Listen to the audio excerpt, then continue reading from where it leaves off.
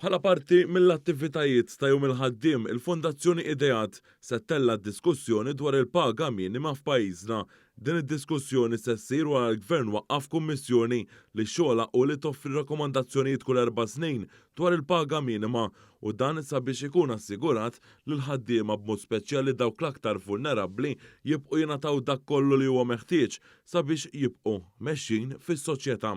Wan jiskellem ma' Wayne Demek li huwa uffiċjal fih dan il-Fondazzjoni Ideat li spjega aktar dwar din id-diskussjoni. Naraw għalfejn għandha tissaħħaħ il-paga minima u x'inhuma dawk l-affarijiet illi jistgħu jtejbu l-kwalità tal-ħajja tal-ħaddiema Maltin u Għawċin.